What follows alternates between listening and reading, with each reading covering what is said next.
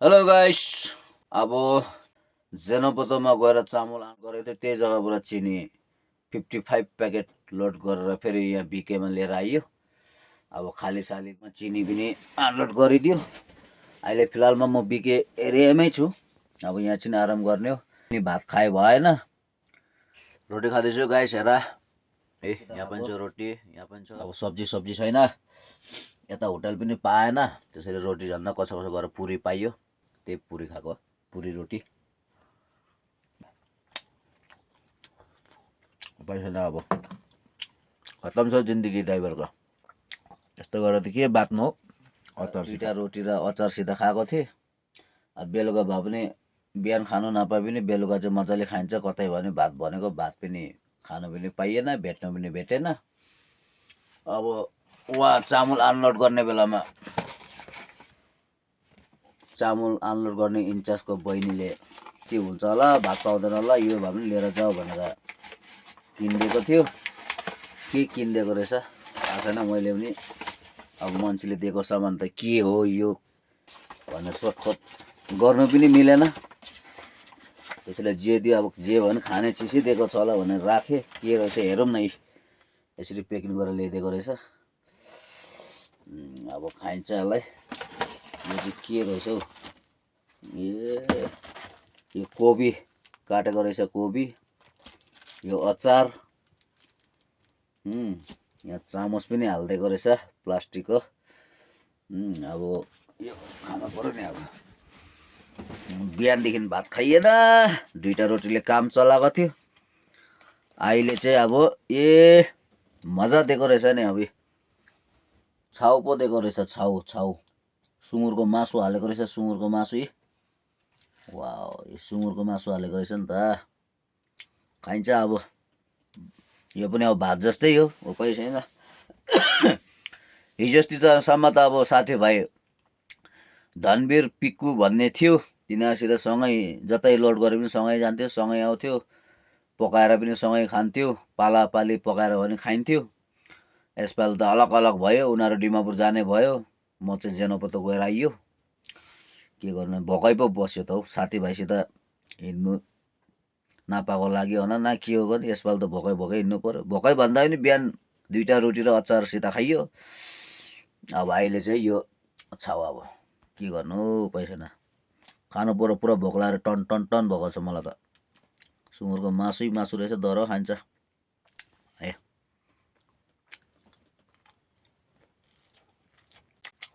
भात खायो कि खाएन सोधेको। बिहान अब भात नखाएर दिनभर कसरी बस्नु। अब मान्छेलाई त्यो पनि राम्रो होइन। त्यसैले खाइसक्यो भन्थ्यो।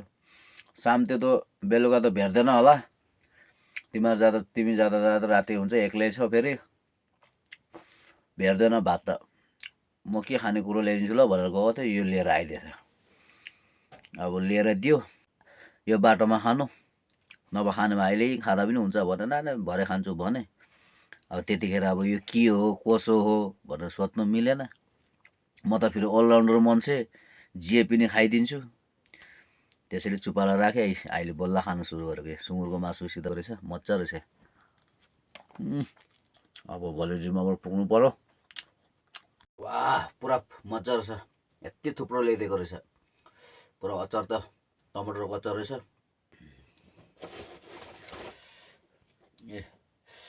यो कोबी,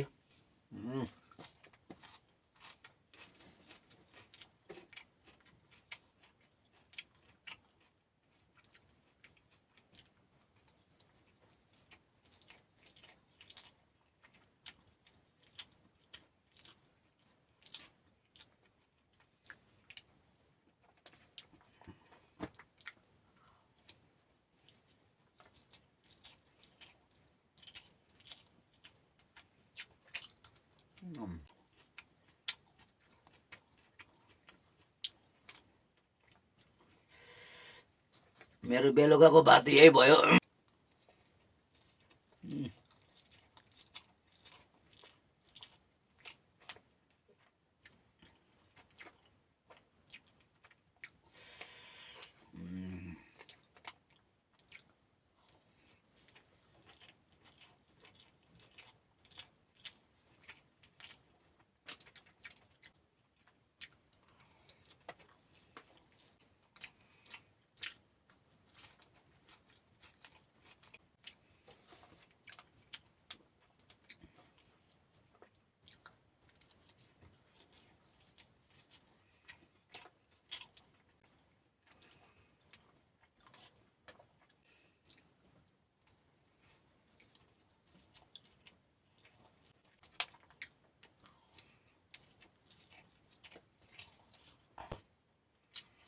पुरा भोक लागिरहेको थियो टन्टने। बिहान पनि भात खान नपाएको, मजाले खायो। सुँगुरको मासु दिएर बनाइदिएको रहेछ।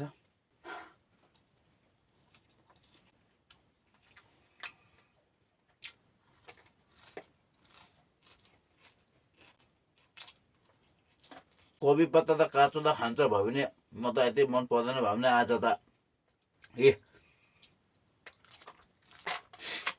गरम कि गरम भोकले होला यस्तो खाले। पुरा फिनिस। यो भर्ता थियो, पुरा खाइदिएको बच्चा होला। चलो खायो है गाइस। ड्राइभरको दुःख यस्तै हो। थाहा त पहिलाबाटै थियो मलाई, भए पनि के गर्नु, अब यही काम सिक्यो त्यसैले यही गर्नुपर्ने भयो। अरू काम जान्दैन मैले, जाने पनि सक्ने होइन, त्यसैले यही गर्नुपर्छ भनेर गरेको। खै अब कस्तो हुन्छ घरि के हो यार बुझ्नै सकेन। के गरेन भने त अब नानी बुढी छ, एउटा छोरी एउटा छोरा छ, त अब हेर्नै पर्यो। साह्रै दुःख छ हौ नानी बुढी पाल्नु पनि। बिहे गर्ने बेलामा त्यो सब यादै आइएन, सोच्नु पनि सोचेन। जब भइसकेपछि यो हालत अब सबैतिर सोचै आउँदैछ, सोचेर के गर्नु अब, बिजोग भयो।